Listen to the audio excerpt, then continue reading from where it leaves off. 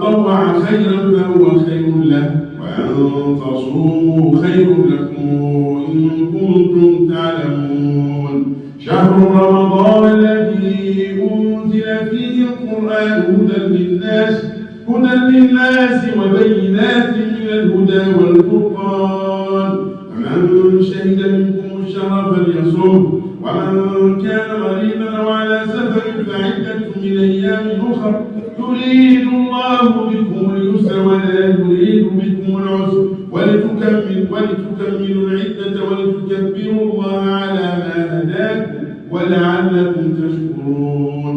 وإذا سألك عبادي عني فإني قريب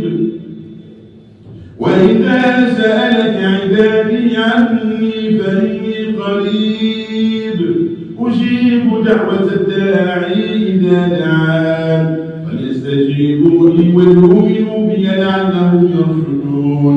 أحل لكم ليلة الصيام الرفث إلى نسائكم، هن لباس لكم وأنتم لباس لهن، علم الله أنكم كنتم تختانون أنفسكم فتاب عليكم وعفى عنكم، فلا تباشروهن وابتغوا ما كتب الله لكم، وكلوا واشربوا حتى يتبين لكم الخيط الأبيض من الخيط الأسود من الفجر، ثم أتموا الصيام إلى الليل، ولا تباشروهن وأنتم عاكفون في المساجد، تلك حدود الله فلا تقربوها، كذلك يبين الله آياته للناس لعلهم يتقون. ولا تأكلوا أموالكم بينكم بالباطل وتدلوا بها إلى الحكام